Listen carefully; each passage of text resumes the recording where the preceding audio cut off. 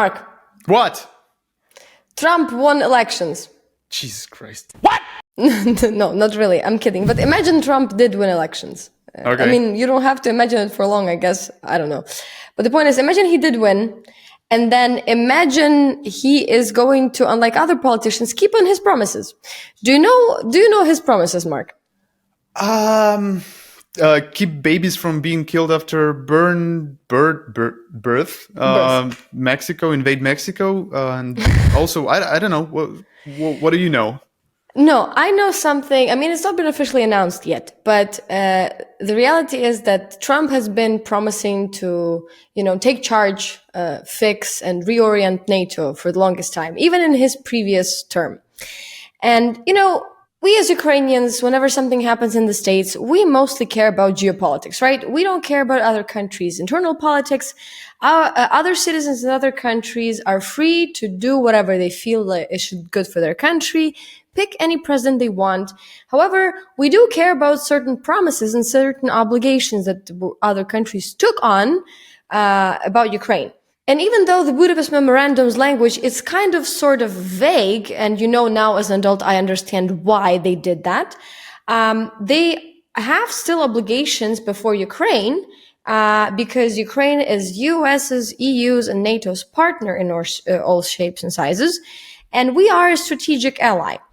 And I mean, it's not like we want to interfere in other elections and tell people who to vote for or whatever, but we're in a big war. And when you are in a big war, you kind of depend on other nations, and it's not exclusive to Ukraine, right? In every war United States participated in the last 30 years, it involved all of its allies, and same goes for Ukraine. And our enemy is bigger, much stronger than us, and we need other people to help us. And when in other countries people get elected who don't want to help us and want us to be killed, we are concerned.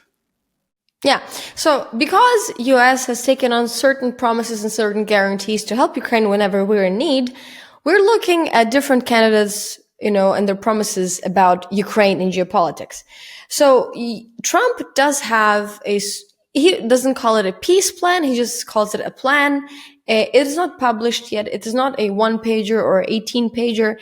It is a set of hearsay plus some analytical documents plus some things some organizations have been working on, and we're going to talk about this today with you. Before we start, please, you know what to do, you know the drill. Share, like, and comment under this video whenever have any ideas and you have any requests, maybe for some future videos. Or maybe you can comment my white wall.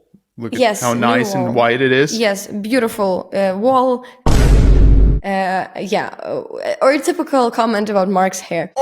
Nevertheless, we are going to talk about an analysis published by Politico about Trump's future plans about NATO. And Ukraine. NATO and Ukraine. So when I was reading this article, I have found for myself 2 key points that are essential when we talk about Trump's policy about NATO and especially about Ukraine. It is very unlikely that Trump would make US quit NATO outright. And still, even if US does not still formally leave the organization, it doesn't mean NATO would survive a second Trump coming intact. Nothing new, nothing extraordinary for US policy or for other things in the recent years. According to Trump's generals, Trump tried to do something with NATO already in his first term. So it's not like, it's something which he was going to do anyway. Yeah, but these things kind of got crystallized. So in return for continued US participation in NATO, Trump would not only expect European countries to increase their spending on NATO drastically, but that was his main complaint when he was president the first time or last time, depending on how this video, ages in a couple of months. But he would also undertake a radical so-called reorientation of NATO. What are your thoughts about that, Mark? I mean, NATO exists not in a vacuum, right? And there was a reason why United States co-created NATO. There was a reason because it appeared to everyone after two world wars, devastating world wars, that people's prosperity, and in particular American people's prosperity, American economy, depends on the world's stability and security, not only in terms of like people Americans have to go to war to Europe or whatever, but because stability and security, even during the Cold War, even during Vietnam Wars, Korean War, etc., general stability of the Europe, general stability in Pacific is beneficial to American economy and to American prosperity and stability of United States of America. And damaging it could cause a butterfly effect, right? Everyone can go to hell. Everything can go to hell. Also, everyone has nuclear weapons. The thing is that with these main two key points, you could argue that one of them is kind of sort of rational and another one is really weird. So when he says he wants other countries to increase their spending, he's not the only one who do that. Actually, Obama, when he was president, remember that happened some time ago, he asked for the same proportional financing as Trump asks, and this is not new, and this is obviously at this point a bipartisan issue. Imagine Trump and Obama agreeing on something. So this is not terrible, I guess, and not horrible, and not tide turning. Yeah, but the thing is, Trump also loves to brag about how he increased NATO countries' defense spending, and how he said that, like, during my term, more countries started spending this 2% of their GDP on. The truth is, the accelerator of this process was Russia, actually, not Trump. Putin can get credit because they started in 2014 when Russia occupied Crimea and started war in the east of Ukraine, and it also accelerated in 2022. It's true that during all this time, the speed of increasing of defense spending has risen, and during Trump administration as well. Also during Trump administration, people were generally worried that he could abandon NATO, so they increased spending, but not for much, and not as in 2022 when Russia actually did the full-scale invasion. So it's kind of Yeah, it's like wars make countries spend more on defense. I don't know. Yeah, it's not. That's not a policy. It's common sense. The other point concerning the reorientation of NATO, well, I have a problem with that one, since it seems like the Western leaders and a lot of people in the West, especially those who advise Trump on certain things, have kind of gobbled up this topical and evergreen idea that the reason Putin invaded Ukraine was because he was afraid of NATO expansion. And it literally says here... Which Ukraine never got and wasn't proposed. Anyway. Yeah. So it was kind of implied that we would get in. We were even sort of kind of endorsed to put that around constitution, and everybody was standing there clapping their hands. But the thing is, this was never on the table, and this was never a reason for Russia to invade Ukraine. This has been a consensus for the longest time now among those who are able to think and want to. But however, still somehow Trump and his circle of expertise believe that Trump would be open to something for closing NATO expansion and not going back to the 1991 borders for Ukraine. That would be on the table, but that doesn't mean surrendering any other possibility, including supplying weapons to Ukraine. So what they think NATO should do along those lines is that they would ask Ukraine to cede some territories to Moscow, right, and made Ukraine promise that Ukraine would never join NATO. Okay. And this is all because current NATO policy is somehow different. And because NATO is expanding, which it isn't, NATO should be changed and, kind of stop accepting new members altogether, even though NATO is a defensive and not offensive alliance and never meant to be aggressive or in any way, shape, or form invade other countries, geopolitical spheres of influence or whatnot. So NATO is not invading Russia and is never planned to invade Russia and is not doing anything aggressive. And NATO is not an offensive alliance. And yet Trump and his team think that by excluding Ukraine's perspective from NATO, it would mean somehow that this is going to be something successful for NATO and is necessary for it to function differently and more it's not better. I don't know. What is this? It's not like I wanted to say that Trump is full of shit, but I saw the debate, unfortunately, and Trump said very interesting thing there.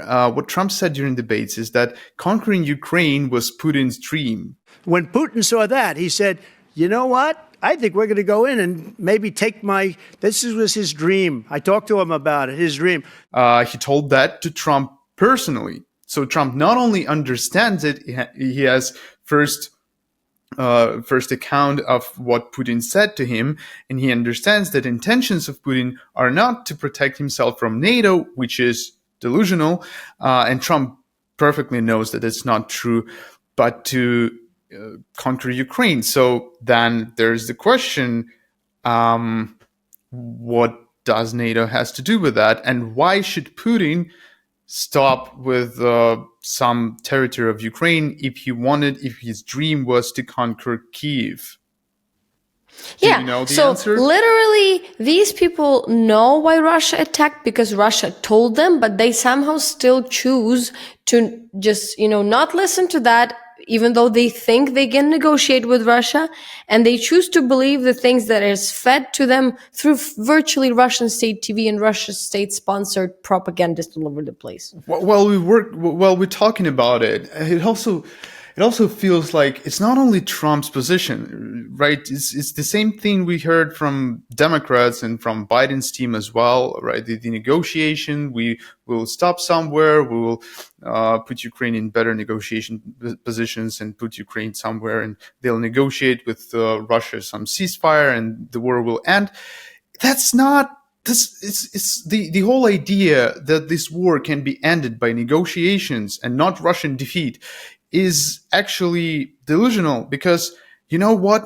We already had negotiations and we already had a ceasefire. It was called Minsk Agreements in 2015 when Russia first attacked Ukraine, occupied Crimea and then Donbas.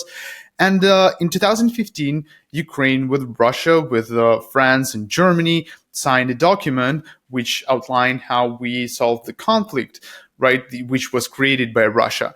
And Russia actually didn't follow the document, right? It just didn't. And then it was not implemented. The ceasefire was not implemented. Nothing was respected. And it ended with another war, because what the West essentially did, instead of helping Ukraine, instead of arming Ukraine or inviting it into NATO or into any other strategic defense alliance, it essentially decided we can just have a piece of paper with Putin and that will end the war. Instead, they got inflation, they had energy problems, they had the war on their doorstep, huge money spent on defense, which could be not spent it or spend it like 10 times less to protect Ukraine before 2022. Instead, we have what we have, because Putin's idea was not to prevent Ukraine from entering NATO and not to occupy Crimea or Donetsk, Lugansk, or whatever, Kharkiv. Putin's idea was to reinstate what was Russian Empire or Soviet Union or whatever you call it. And that's why if you negotiate with Putin to leave Ukraine without defense instead and propose Russia Ukrainian lands, some Ukrainian lands, what it will lead to is Russia attacking Ukraine even faster, because Putin is old already as well, right? So it won't be even like before Trump's term ends.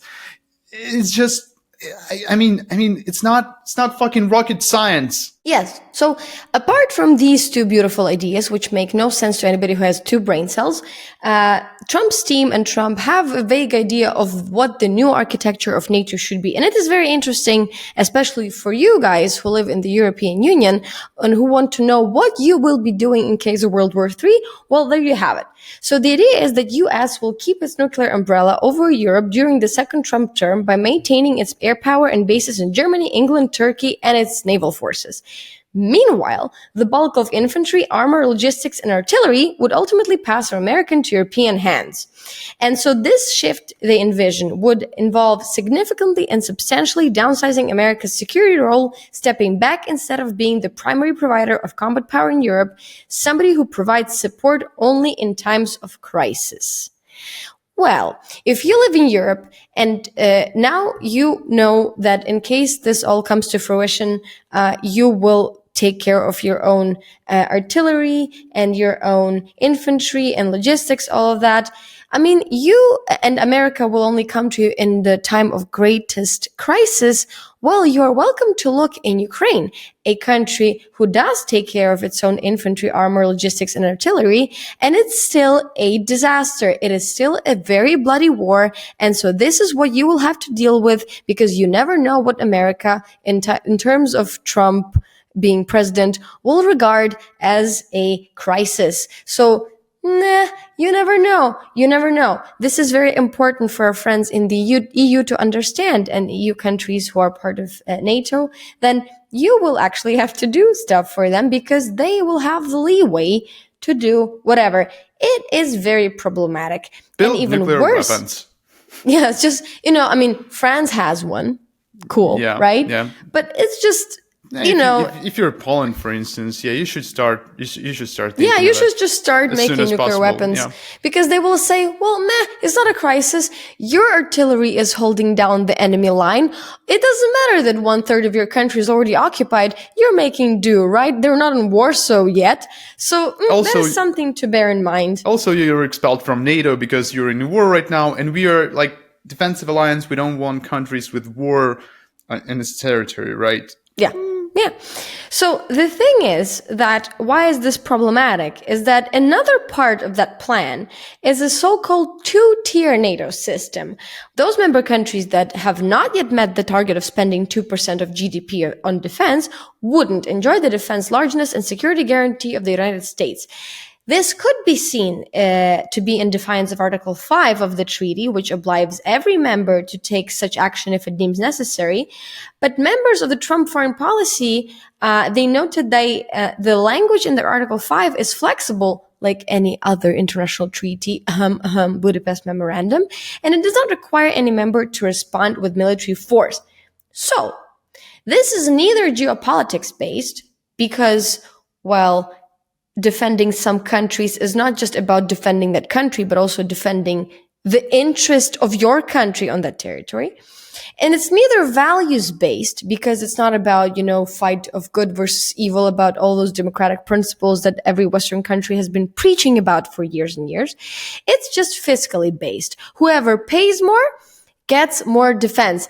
And you know what? This might sound like a smart business approach, but it isn't. It's very fucking stupid. Ukraine would have never stood a chance had it been a part of NATO under Trump. So even if we look at it as, because I don't think Ukraine would be able to supply NATO with at least 2% GDP in case of like a peacetime, because nobody did that. No other country in NATO. I mean, some did. Most actually did, but there were some countries in NATO who did not make it to 2% of their GDP. So these countries, if something happened to them under Trump, and if Ukraine was attacked by Russia under Trump, and we did not make it to 2% GDP, we would be screwed. And this is something for everybody to think about. This is what bothers me. And it's also like the thing the American isolationists don't understand or just ignore is that the whole American prosperity, it's godlike stock rises, this phenomenal economy are the product of international stability, right? The modern economy works like in your iPhone. There are these are thousands and thousands of supply chains from different countries, from hundreds of thousands of trading routes, which are safe and protected by alliances, by countries like United States of America. You don't want to know what happens if, for instance, Europe goes to war and China goes to war and I don't know, Turkey goes to war with Greece or whatever. And some parts of your phone you didn't even know are coming from Ukraine are not available anymore. And suddenly your phone is getting 5 times cheaper, or I don't know, your fucking electric car made by Elon Musk is not viable anymore because you know what, lithium is in Ukraine, is in Russia, and is in China. And because everyone is at war, and America is isolationist, it doesn't want to spend money on others' defense.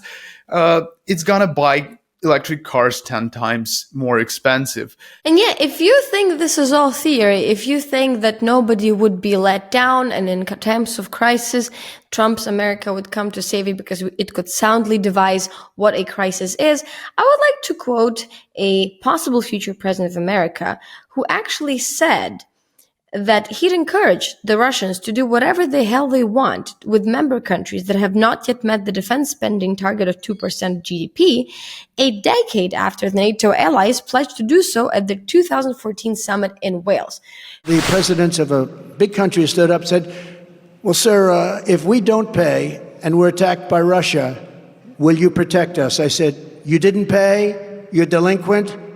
He said, yes, let's say that happened. No, I would not protect you. In fact, I would encourage them to do whatever the hell they want.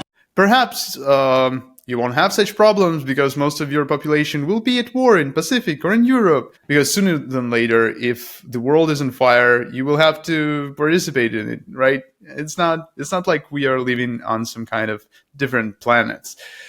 Unfortunately. Yeah, and so whenever they talk about America spending money on freeloaders, it's not actually spending, it's an investment.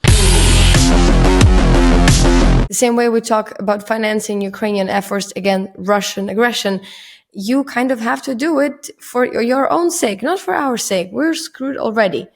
Yeah. Speaking of Ukraine war, it is not looking good. So as a part of plan for Ukraine that has not been reported before this Politico article, the presumptive GOP nominee is mulling a deal whereby NATO commits to no further eastward expansion, the thing we've already looked at today, specifically into Ukraine and Georgia. So not just us are getting screwed, but Georgians as well. And there will be negotiations with Russian President Vladimir Putin over how much Ukrainian territory Moscow can keep, according to some other Trump-aligned national security experts. There have been a fair share of anonymous experts in this article, which is fine, but I guess journalist standards are, hopefully they're met, or actually maybe hopefully they're not, because this does not sound good.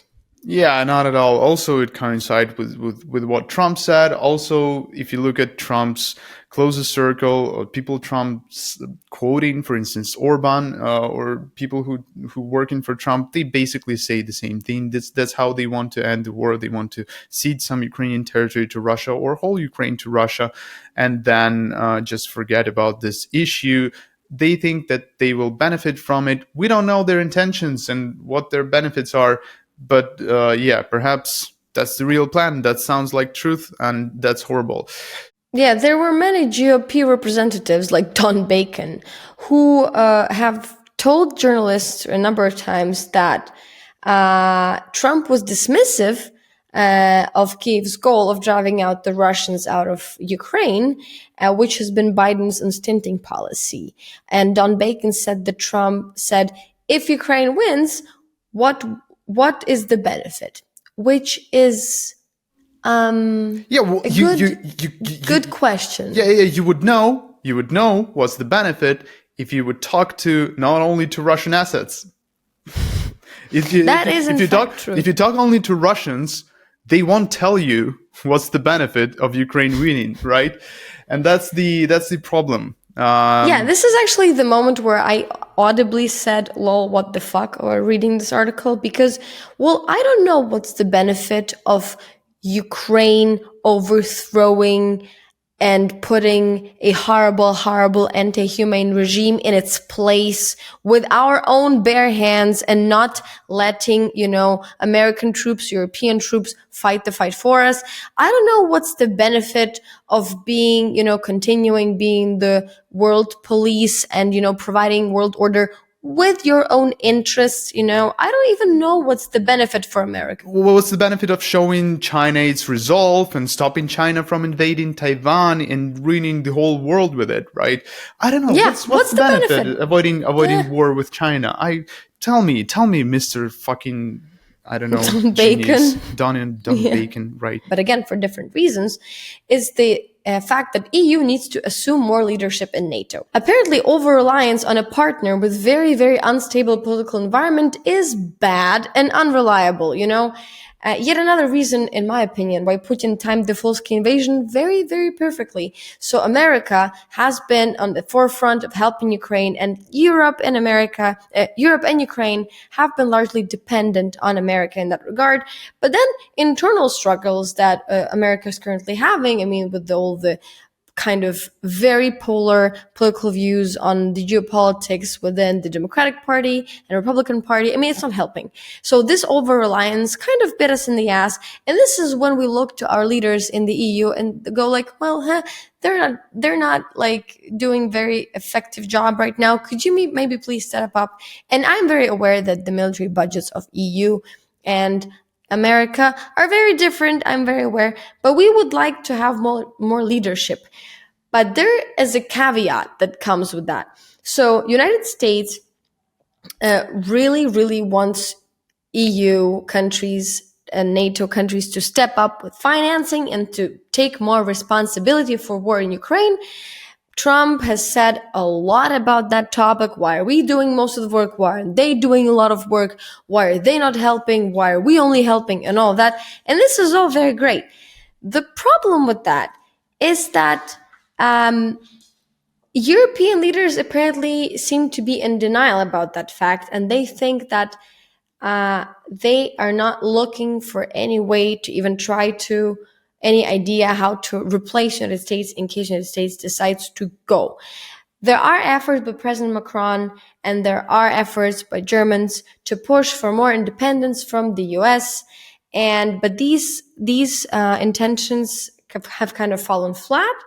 Stoltenberg has taken to arguing that Americans ought to be satisfied that European defense is helping to sustain the US defense industry. So they don't really have a plan what to do in case something falls apart. And there are people who say that these changes, these Trump-created changes to NATO are just a stepping stone for kind of leaving NATO altogether. And so there seems to be a problem with, taking on leadership. The problem is they don't feel the war which has already started. They don't they are moving at the pace of the peaceful times, right? When you outline the policy and then in 10 years you meet 20% of this policy and then in 20 years you meet 25% of what was intentioned before, and that's it. Russia, meanwhile, and China are moving at the pace of the war. They are moving at the pace. They will be ready in a year or 2 or 3 to the world war. Europe is not ready to the war of the scale of Ukraine. Europe is not ready to defend Ukraine. It doesn't have enough artillery. It doesn't have enough rockets. Russia has enough rockets. Iran has enough rockets. Hezbollah in Libya has enough rockets, while Europe doesn't. Right. And European leaders should talk to their people, talk to their nations and explain that the war is coming. It's already here. And the Ukrainian war is their war. And it's only the beginning if they are not going to start moving.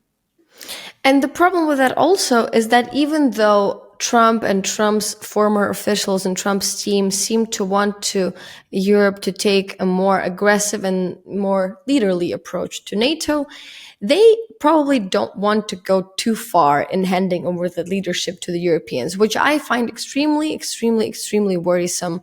So they don't want to be the leaders and they don't want to do NATO's job because they believe that, America first and all that crap.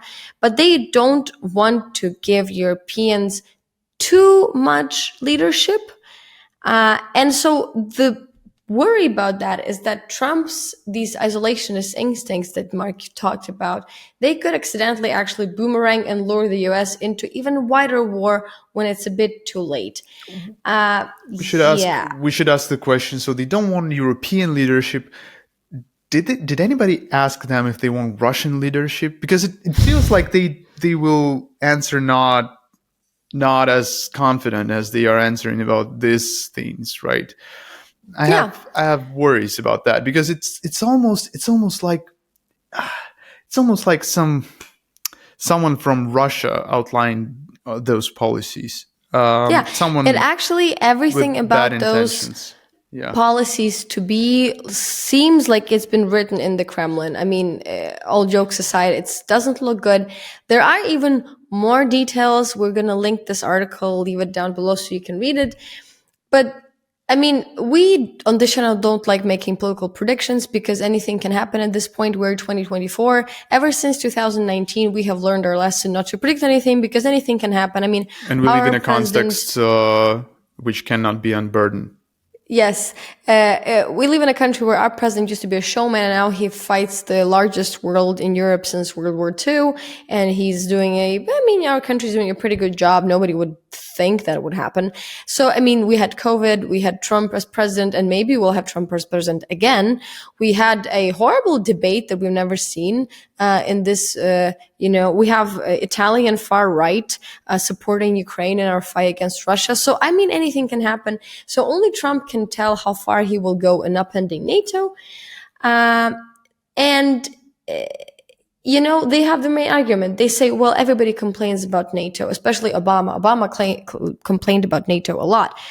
And, kind of Trump is not just complaining, he is actually doing something. We'll see if that is actually working and if it's actually even good. All in all, this sounds like isolationism at its finest. And it's not going to change much except make the US even weaker. It seems like Trump is living and his team, they're living in a sort of la la land where they will, pull all the resources back into their country on the country's soil and somehow will distribute that money among the poor. And that will somehow connect, it doesn't make sense. That's not how the world works. That's not how geopolitics works. I think you just lost the debates. So yeah, you're blabbering. You're losing it. That's it. Yeah. You lost. Yes. Your smart argument. You couldn't make a coherent sentence. That's it. I can't be a president of the United States then. Yeah, you could. I'm not. I don't have the hair for that job. Anyway, that's all we have to say about this. Yeah. Thank you very much. We will see you next week. Hopefully. Bye.